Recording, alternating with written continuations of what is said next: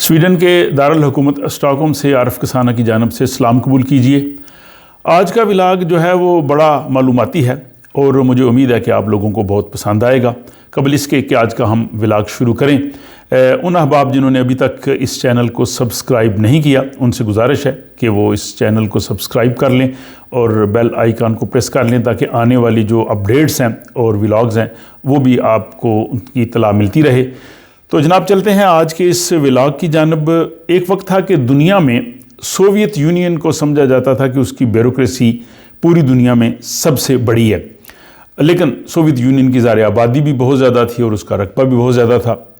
और अभी मैं स्वीडन में मुकीम हूँ और मैं स्वीडन में देखूँ तो यहाँ भी ब्यूरोक्रेसी जो है वो काफ़ी बड़ी है। यहाँ पे जो अथॉरिटीज़ हैं उनकी तादाद भी तकरीबन 400 के करीब है, लेकिन मिनिस्ट्रीज़ का इतना ज़्यादा रोल नहीं है। वो इंडिपेंडेंट अथॉरिटीज़ वो अपने तौर पे जो है वो काम करते हैं।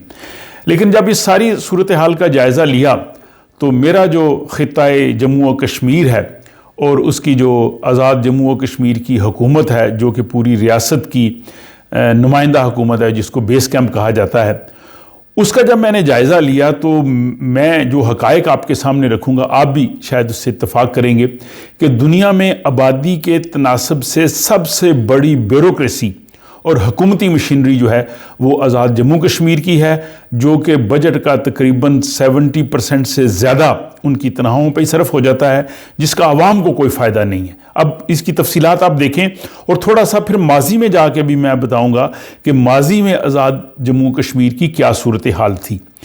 तो 1947 में जो आज़ाद जम्मू कश्मीर की हुकूमत का क़याम अमल में लाया और इसको ये कहा गया कि ये आज़ादी का बेस कैंप होगी जो मकबूजा कश्मीर को भारत से आज़ाद करवाएगी और उनके लिए एक रोल मॉडल होगी, ताकि मकबूजा जम्मू कश्मीर के लोग जो हैं उनको नज़र आए कि आज़ाद कश्मीर एक बड़ा सुनहरा खित्ता है और हमें भी उनके साथ मिल जाना चाहिए।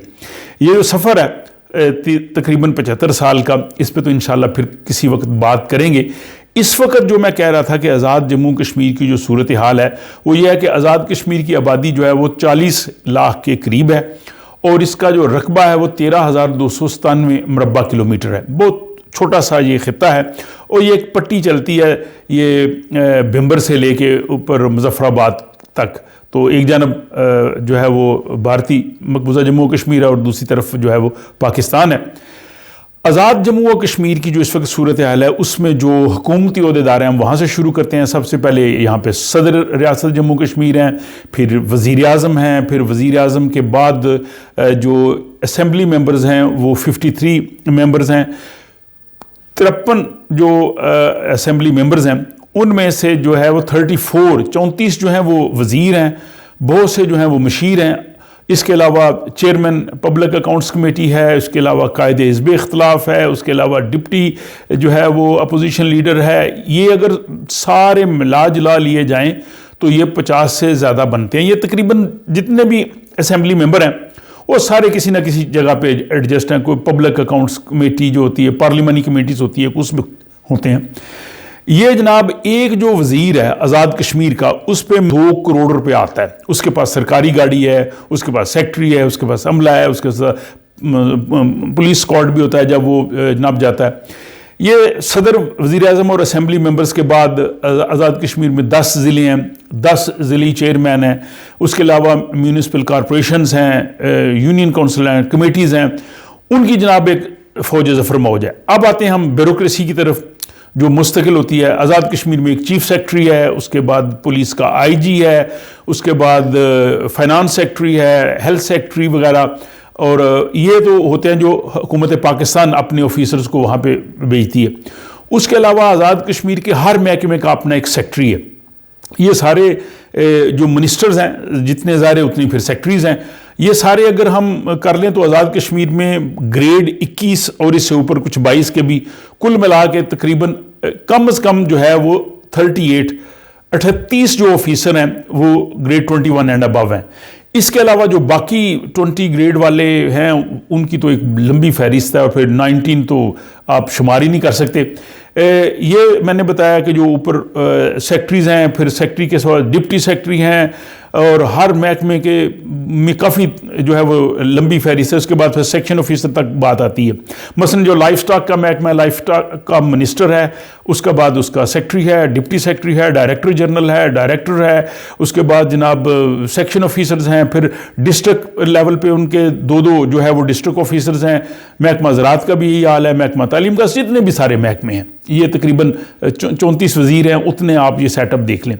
उसके बाद जनाब अगर आप पुलिस का आप सेटअप देख लें, पुलिस में जनाब आईजी ऊपर हैं, आईजी के बाद जो है वो 3 आज़ाद कश्मीर के डिवीज़न हैं, 10 ज़िले हैं, 3 कमिश्नर हैं, उसके बाद डीआईजी हैं, उसके बाद हर ज़िले में एक एसएसपी है, एक एसपी है, एक उसके बाद 3-4 जो है वो डीसी होंगे। यानी इतनी लंबी जो है वो फहरिस्त है इसकी। फिर अदलिया जो है उसने भी अपना इस गंगा में पूरी तरह हाथ धोया है ताकि कोई रह ना जाए। सुप्रीम कोर्ट है, सुप्रीम कोर्ट का चीफ जस्टिस है, उसके बाद सुप्रीम कोर्ट के जज हैं, रजिस्ट्रार है, उसके बाद जो है वो एडवोकेट जनरल है, हाई कोर्ट के जज हैं, हाई कोर्ट का चीफ जस्टिस है, फिर 3 डिवीज़न है, उसमें 3 डिवीज़न बेंच हैं हाई कोर्ट के, उसके जज हैं, सेशन जज हैं, एडिशनल सेशन जज हैं, उसके बाद जो दूसरे जज आ जाते हैं, फिर ज़िला का काजी है, तहसील काजी है, ज़िला मुफ्ती है, तहसील मुफ्ती है। माशाल्लाह, यानी कोई चीज़ रह नहीं गई, हर चीज़ को उन्होंने, और इतनी फौज ज़फ़र मौज जो कि पूरे आज़ाद कश्मीर के बजट का 70% से ज़्यादा खा जाती है, अवाम को टके का जो है वो फ़ायदा नहीं है। आज़ाद कश्मीर जो है इसके जो अजला हैं उनमें ट्रैफिक लाइट्स नहीं हैं, लेकिन ट्रांसपोर्ट का वज़ीर है, ट्रैफिक की पुलिस है, सारा कुछ है, लेकिन वो चीज़ें यहाँ पे हैं नहीं। अगर इस सारी सूरत हाल को अगर माजी में जाएं, 1978 से 83 तक जनरल हयात खान जो थे मरहूम, वो आज़ाद कश्मीर के सदर बनाए गए जब पाकिस्तान में मार्शल लॉ था। उनके साथ सिर्फ 2 मुशीर होते थे। इसके बाद भी आज़ाद कश्मीर की हुकूमत इतनी नहीं थी, लेकिन ये सारा कुछ जो हो रहा है, सियासी लोगों को नवाजने के लिए, ब्यूरोक्रेसी को नवाजने के लिए, अदलिया को, सबको, ये सारे का सारा जो अवाम का पैसा है, ये पैसा अवाम की फलाह बहबूद पे लग सकता है। वहाँ पे हॉस्पिटल्स बन सकते हैं, वहाँ पे तालीमी इदारे बन सकते हैं, वहाँ इंडस्ट्री लग सकती है। लेकिन ये इतनी बड़ी जो फौज ज़फ़र मौज है, मैं बताता हूँ, ये जब मैं 78 उस दौर की बात कर रहा था, जब भिंबर में स्कूल में पढ़ता था, उस वक्त मीरपुर का एक ज़िला होता था जिसमें कोटली और भिंबर 3 तहसीलें होती थी। अब ये डिवीज़न बन गया, ज़िले पता नहीं, तहसीलें जो है मेरे ख्याल आज़ाद कश्मीर की कोई 32 या 34 तहसीलें हैं। हर तहसील में एक जो है वो एएसपी है, उसके बाद वो एसडीएम, एसी वगैरह सारे हैं। उस ज़माने में एक डिप्टी कमिश्नर होता था मीरपुर में, एक एसपी होता था, और बाकी जो थे वो सारी जगह पे वो एसएचओ वगैरह होते थे, उससे काम चलता था। अब भिंबर में ही मैं हैरान हूँ, वहाँ एसएसपी भी है, एसपी भी है, 2-3 जो हैं वो डीएसपी हैं, और बल्कि ज़्यादा होंगे, और उसके बाद एसएचओज़ की फौज ज़फ़र मौज। यहाँ पे कुछ लोगों की दलील ये हो सकती है कि ठीक है, 1980 में जो आज़ाद कश्मीर की आबादी थी, अगर आज हम 2024 में देखें तो ये उससे कहीं ज़्यादा है। बिल्कुल ठीक है, आबादी हो सकता है 2 गुना बढ़ गई हो या 3 गुना बढ़ गई हो, लेकिन जो ब्यूरोक्रेसी का हुजूम है वो तो 30 गुना से भी ज़्यादा बढ़ चुका है। यानी देखें कि आज़ाद कश्मीर की आबादी 40 लाख है, और इसकी जो ब्यूरोक्रेसी है और सदर वज़ीर आज़म जो सारा मैंने आपको बताया है, उस हुजूम का अंदाज़ा लगाएं। और गुजरांवाला ज़िला जो है उसकी आबादी 60 लाख है, यानी आज़ाद कश्मीर की आबादी से भी 20 लाख उसकी आबादी ज़्यादा है। लेकिन वहाँ पे हुकूमती मशीनरी कितनी है, वहाँ पे कमिश्नर होगा, एक उसके डीआईजी होगा, और बाकी जो नीचे स्टाफ है। यानी गुजरांवाला डिवीज़न जिसकी आबादी आज़ाद कश्मीर से 1.5 गुना ज़्यादा है, आज़ाद कश्मीर की ब्यूरोक्रेसी का मुकाबला गुजरांवाला डिवीज़न कर ही नहीं सकता। बल्कि मैं समझता हूँ कि दुनिया का कोई ख़ित्ता जिसकी 40 लाख आबादी हो, इतनी बड़ी ब्यूरोक्रेसी और इतनी बड़ी हुकूमती मशीनरी और इतनी बड़ी अदलिया और इंतज़ामिया, इसका मुकाबला नहीं कर सकता।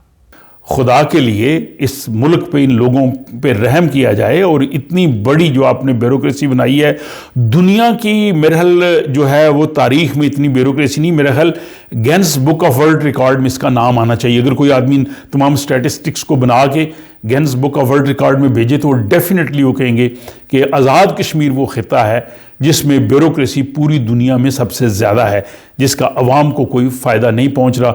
और अब ये हो रहा हाल कि वहाँ पे ब्यूरोक्रेसी को जो है वो तनख्वाहें देने के लिए पैसे नहीं हैं, सारा बजट जो है वो इस चीज़ में चला जाता है, आवाम को उस चीज़ का मिलता नहीं। तो ये जनाब हक़ाइक़ थे जो मैंने अपने तौर पे कलेक्ट किए हैं। उन दोस्तों का शुक्रिया जिन्होंने मुझे ये हक़ाइक़ पहुँचाए हैं, और आप भी इस हवाले से अगर आपके पास कोई फैक्ट्स हों तो आप भी ज़रूर जो है वो बताइए, कमेंट बॉक्स में लिखिए। और अगर ये आपको व्लॉग पसंद है तो इसको दोस्त साहब आपसे शेयर करिए। मकसद इस व्लॉग का बनाने का है कि इस लाग हो सकता है कि किसी जगह पे ये आवाज़ सुनी जाए, को थोड़ा सा एहसास हो जाए अवाम का। और दूसरा ये कि आज़ाद कश्मीर के ख़ित्ते को वाकई एक मिसाली ख़ित्ता बनाएंगे तो मकबूजा कश्मीर के अवाम को जो है वो लगेगा कि वाकई हमें भी जो है वो उनसे मिलना चाहिए। तो ये मेरी मारूज़ात थी। मुझे उम्मीद है कि आप लोगों को ये व्लॉग पसंद आया होगा। इसका इज़हार अपने कमेंट सूरत में कर सकते हैं। अपना ख्याल रखिए, और एक मरतबा फिर अगर आपने इस चैनल को सब्सक्राइब नहीं किया तो आप सब्सक्राइब कर लें ताकि आइंदा आने वाली मज़ीद व्लॉग्स जो हैं वो भी आप तक पहुँच सकें।